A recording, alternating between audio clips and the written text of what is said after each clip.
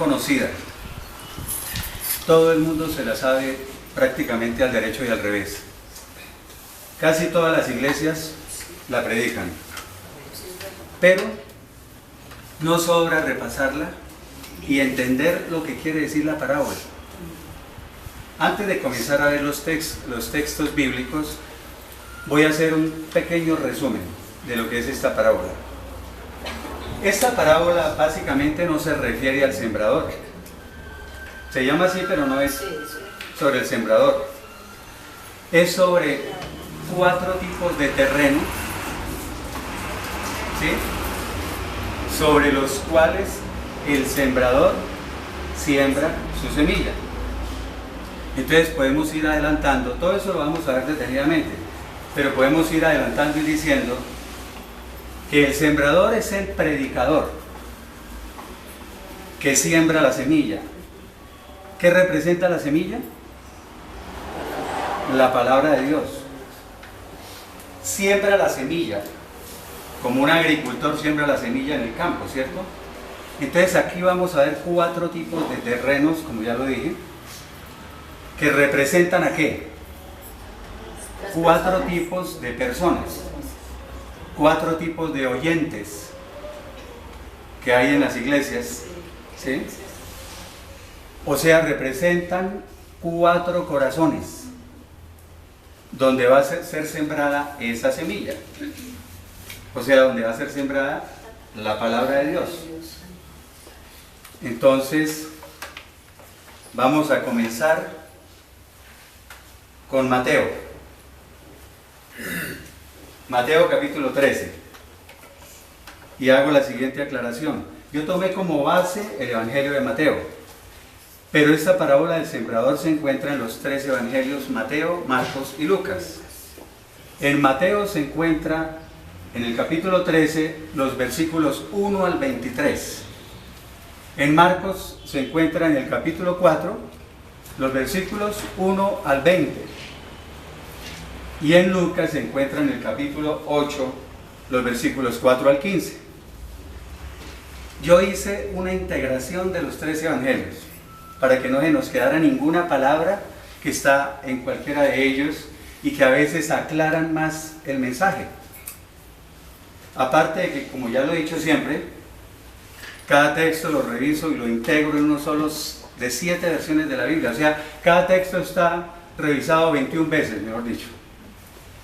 Entonces, dice, aquel mismo día, ahí está mal, ¿no? Escribí 3 al 9 y es del 1 al 9.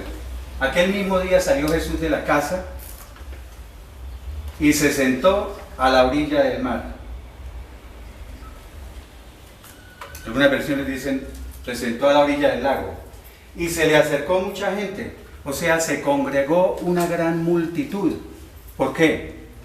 Porque es que al Señor Jesucristo venían a oírlo y a verlo de muchos sitios, de diferentes ciudades. Dice, por lo que se subió a una barca y se sentó mientras que la gente se quedó de pie en la orilla o se quedó en la playa. Y les habló muchas cosas por medio de parábolas, diciendo,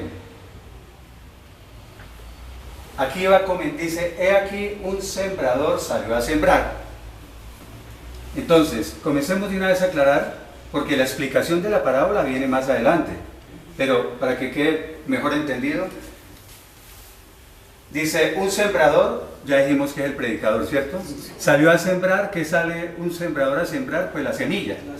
La semilla, ya dijimos que es la palabra de Dios, que va a ser sembrada, ¿en dónde? En 4 tipos de terreno diferentes, 4 tipos de personas, 4 corazones. Entonces comienza el primer terreno. Dice, y mientras sembraba, una parte de la semilla cayó junto al camino.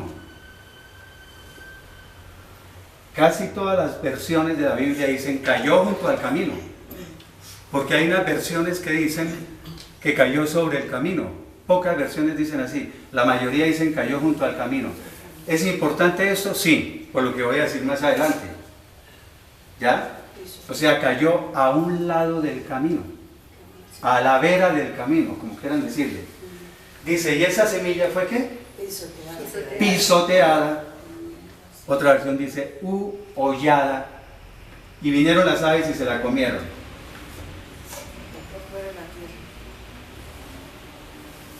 Continuamos en el versículo 5. La segunda clase de terreno donde cayó la semilla dice, otra parte cayó en pedregales. O sea, otra versión dice entre las piedras, otra dice sobre las rocas, otra dice en terreno pedregoso, donde no había mucha tierra. Esa semilla brotó pronto, porque no tenía profundidad de tierra. O sea, la tierra no era muy profunda ahí. Estaba encima de las rocas y no era muy profunda la tierra. Pero cuando salió el sol, se quemó.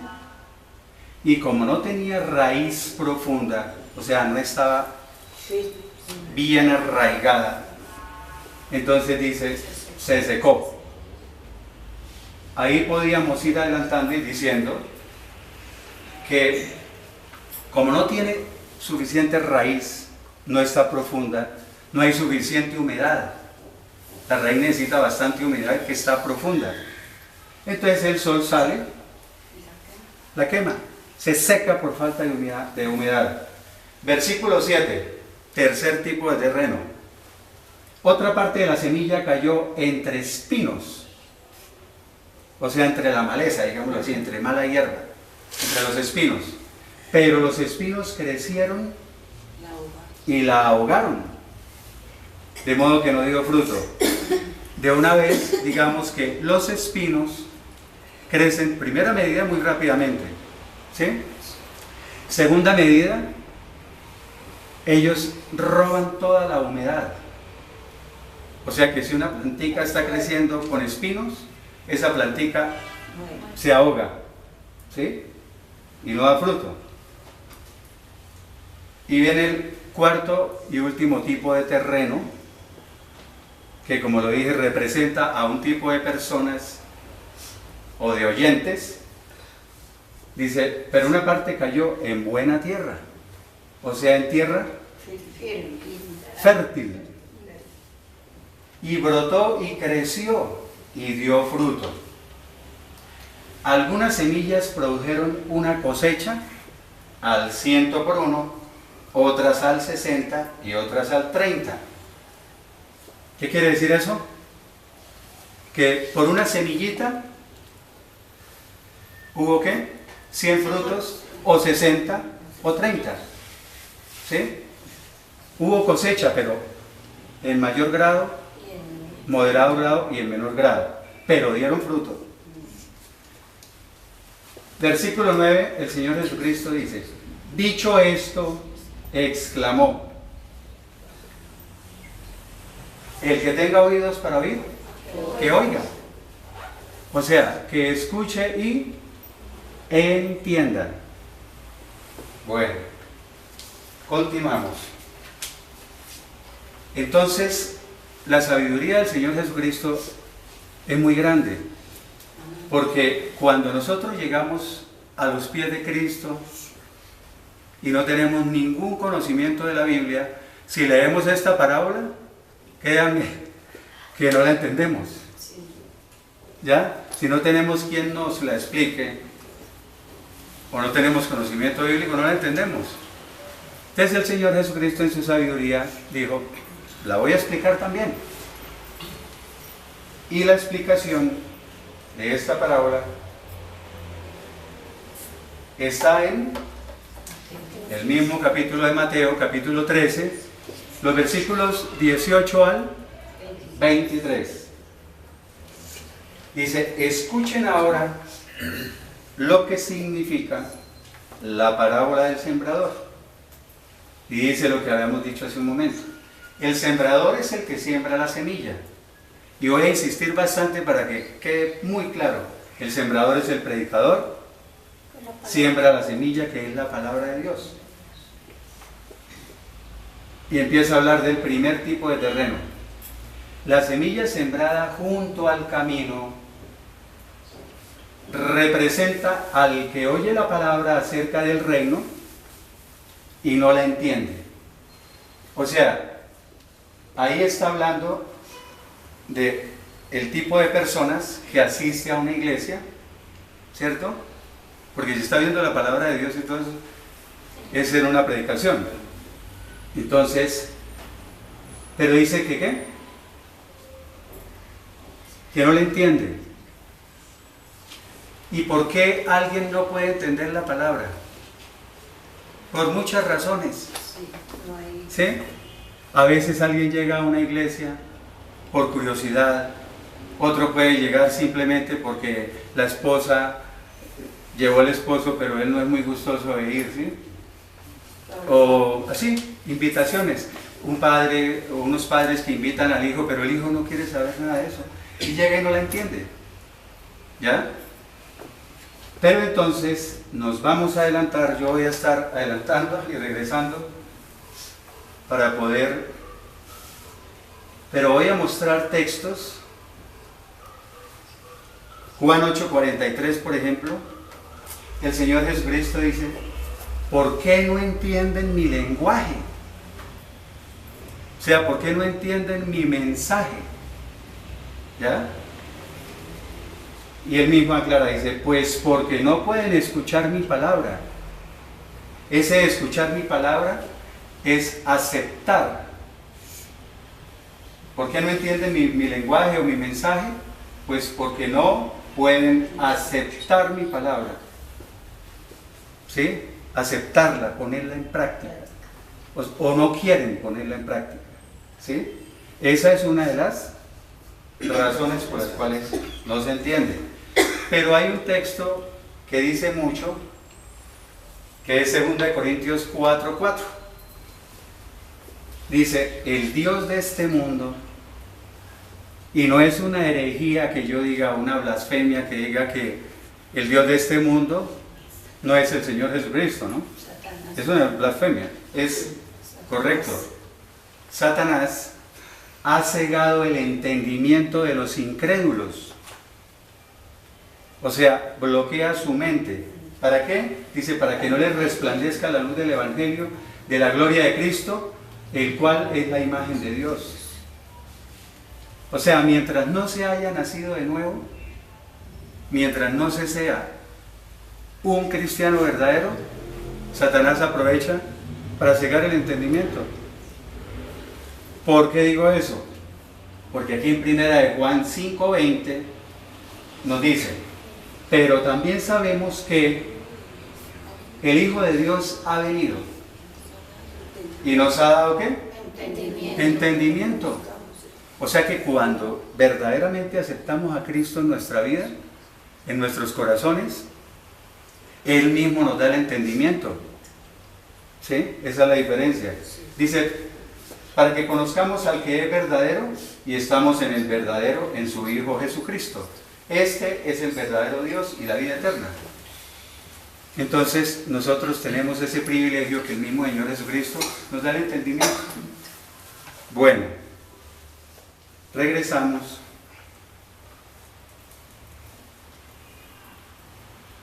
Y dice, estábamos hablando del que no la entiende, pero también aquí viene la importancia de lo que estaba diciendo del camino. Dice, la semilla sembrada junto al camino, o sea, al lado del camino, a la vera del camino, es por esto. Nosotros, si somos verdaderos creyentes, estamos en el camino. ¿Quién es el camino? El Señor Jesucristo. Yo soy el camino, la verdad y la vida. Correcto. Entonces, estos de este grupo están junto al camino, al lado del camino, o sea, no se quieren meter en el camino, no se quieren comprometer. ¿Ya? Y vamos a ver entonces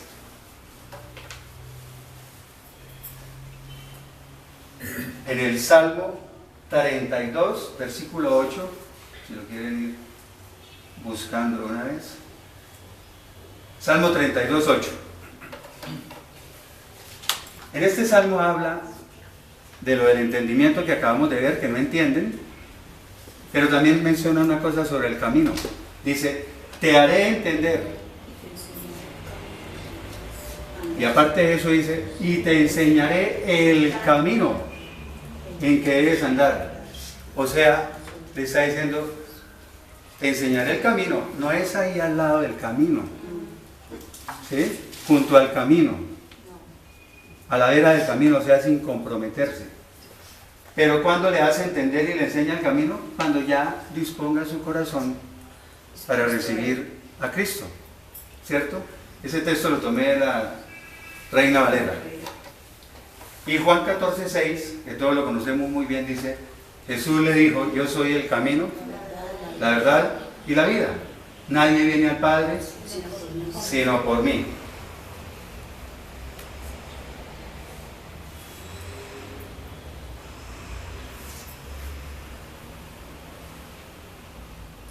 Bueno, entonces, ese es el segundo tipo de terreno o el segundo grupo de personas en las iglesias.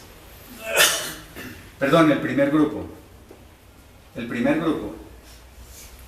Dice, no la entiende. Entonces viene el maligno, o sea, Satanás, y le arrebata el mensaje que fue sembrado en su corazón. O sea, lo poquito que entendió, viene Satanás y se lo roba, se lo quita, se lo arrebata. Bueno, versículo 20 nos va a hablar del segundo tipo de terreno donde es sembrada la semilla. O sea, el segundo grupo de personas que hay en las iglesias, perdón que repita tanto, y dice, la semilla sembrada en pedregales. Ya habíamos leído atrás, ¿no? En pedregales o entre las piedras o sobre las rocas o en terreno pedregoso. Leímos, para recordar, dice, donde no había mucha tierra. Es que tenemos que ir recordando todo para entender perfecto. Dice, esta semilla sembrada en pedregales representa al que oye la palabra y en ese momento la recibe con gozo. Paremos ahí. La semilla sembrada en pedregales, el terreno representa a una persona, ¿cierto? Donde es sembrada la semilla, representa su corazón. Entonces, las piedras, ¿qué significan? Un corazón duro, un corazón de piedra, ¿ya? Un corazón de piedra, donde es sembrada esa semilla, donde es sembrada la palabra de Dios. Un corazón insensible. Pero entonces, todo en la Biblia tiene su aclaración. Y vamos a Ezequiel capítulo 11, versículo 19. Por eso está escrito el texto. Cuando yo llego a los pies de Cristo y me convierto verdaderamente, dice Dios, y les daré otro corazón y pondré en ellos un espíritu nuevo y quitaré el corazón de piedra. O sea, los pedregales donde cayó la semilla, ¿no? Quitaré el corazón de piedra de en medio de su carne y les daré un corazón de carne. O sea, les daré un corazón nuevo, un corazón sensible. Y en el mismo Ezequiel, capítulo 36, versículo 26, dice, les daré un corazón nuevo y pondré un espíritu nuevo dentro de ustedes. Y quitaré de su carne el corazón de piedra y les daré un corazón de carne.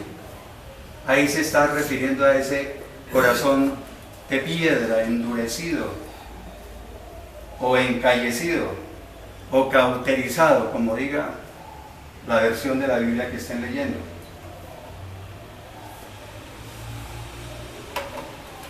Entonces, más atrás, sembrada en pedregales, ya quedó claro qué representa eso. Dice, esa semilla sembrada en pedregales representa al que oye la palabra y en ese momento la recibe con gozo. Inmediatamente la recibe con alegría, ¿cierto? Esa persona que oye el mensaje y se emociona, qué belleza, todo eso. Pero, mire lo que dice acá, Pero al no tener raíz en sí mismo, ¿se acuerda que como había poca tierra sobre los pedregales, cuando leímos al principio, entonces esa tierra no es profunda, entonces no se puede arraigar bien la raíz. Al no tener raíz en sí mismo, su gozo es ¿qué? De corta duración. Pero antes de seguir explicando eso, vamos adelante nuevamente y vemos un texto relacionado con lo de la raíz. Colosenses capítulo 2, versículos 6 al 7. Colosenses capítulo 2, versículos 6 al 7. Dice, por lo tanto, de la misma manera que han recibido al Señor Jesucristo, así deben seguir sus pasos. Y aquí viene lo que les decía, firmemente arraigados y sobreedificados en Él. Firmemente arraigados en Él, firmemente arraigados en Cristo, o sea, con profundas raíces en Cristo. Entonces, dice, confirmados en la fe, tal como han sido enseñados, y abundando en acciones de gracia, o sea, rebosando de gratitud. Entonces, se necesita una raíz que esté firmemente arraigada. Comprometida con Dios. Correcto. Entonces, dice, pero al no tener raíz en sí mismo, su gozo es de corta duración. Yo llamo a los oyentes o a las personas que están en la iglesia de este segundo grupo de personas, de terrenos, los emocionales.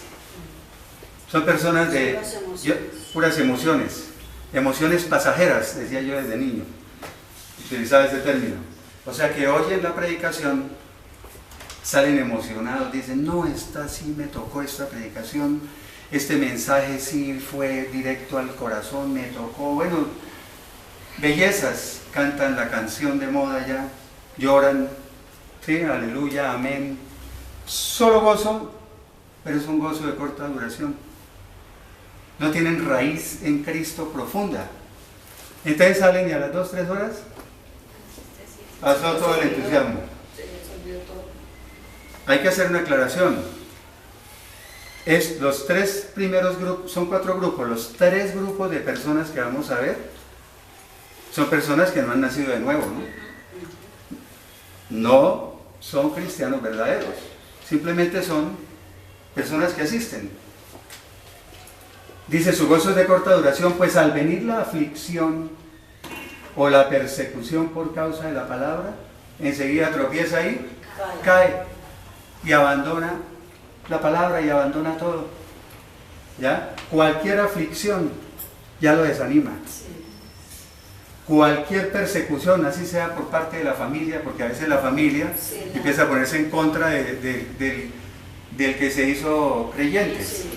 Nomás por esa persecución ya dice, no, yo no vuelvo por allá. O cualquier problemita, no, yo no vuelvo. ¿Sí? O incluso hay personas que oran y piden y piden y piden y no, es que Dios no me dio lo que le pedí. No me oye, yo me voy. Sí, es un gozo de corta duración. Bueno, versículo 22.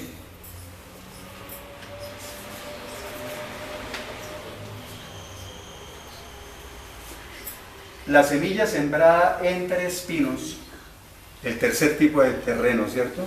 Que representa al tercer tipo o al tercer grupo de personas que van a las iglesias, representa al que oye la palabra. O sea, todos oyen la palabra ya, en la iglesia. Y entonces vienen 3 cosas. Pero el afán de este mundo, o llamémoslo las preocupaciones de la vida. El segundo es el engaño de las riquezas. Y la codicia por otras cosas, dice que ahogan la palabra y se hace infructuosa. Cuando leímos al comienzo dijimos que los espinos crecen muy rápidamente. Cualquier planta o semilla que esté creciendo con ellos, la ahogan, porque le roban toda la humedad y por lo que crecen mucho. Dice, ahogan la palabra y se hace infructuosa, o sea, no da fruto tampoco. Ninguno de estos tres grupos da fruto. Y entonces empecemos a analizar, dice, pero el afán de este mundo. Hoy todo el mundo vive lleno de afanes, o sea, de ansiedad, de angustia, de preocupaciones. Todos tenemos algún grado de preocupación, eso es inevitable. Pero es que aquí se refiere a ese afán ya desmedido. Hay gente, por ejemplo, que vive afanada, ¿por qué voy a hacer dentro de 10 años? No, es que dentro de 10 años, cuando mis hijos se hayan ido y yo quede sola, o quede sola, ¿sí? Que si mi esposo llega a ir, que si no me sale la pensión, que cuando esté bien viejito, ¿quién me va a colaborar? Sí. Y pensando de aquí a 2 años, 10 años, 20 años, espérense que termine al menos este día y después, sí, pero ni siquiera hay pesado el día y ya están afanados de los de 10 años. Y les cuento una anécdota aquí, que yo siempre cuento mis anécdotas de los pacientes. Una vez vino una señora y me dijo, doctor, es que yo en un estrés, en una angustia, una ansiedad, y yo les pregunto, no le digo, pero ¿por qué tanto estrés? Entonces me dijo, es que yo soy madre cabeza de hogar, tengo 2 hijos, creo que ya lo había contado, y entonces resulta que yo vivo pensando, como no tengo dinero, cuando ellos ingresen a la universidad, ¿cómo voy a hacer? Entonces uno se imagina que la edad de los hijos debe estar por ahí entre los 15 y 16 años que ya van a entrar, ¿cierto? Sí. Esto no es mentira. Cuando le dije, ¿y ya van a entrar? Me dijo, no. Le dije, ¿qué pasa? Entonces me dijo, ¿qué edad tienen sus hijos? Me dijo, 3 y 4 años. O sea, se estaba adelantando 11 o 12 años. Imagínense. O sea, viviendo en el futuro. No quiere decir que uno no piense en el futuro, claro, todos tenemos proyectos, todos tenemos objetivos, pero es que hay una clave para tener un buen futuro. Primero estar con Dios, como dice doña Rosalía, pero para construir un buen futuro es muy fácil. Viva el presente y construya un buen presente, e indirectamente va construyendo un buen futuro. Viviendo un buen presente, indirectamente se está construyendo un buen futuro, ¿sí o no? Listo. Entonces vamos a ver textos sobre el afán. Sí, porque dice que el afán de este mundo, algunas versiones dicen el afán de este siglo, ¿no? O las preocupaciones de la vida.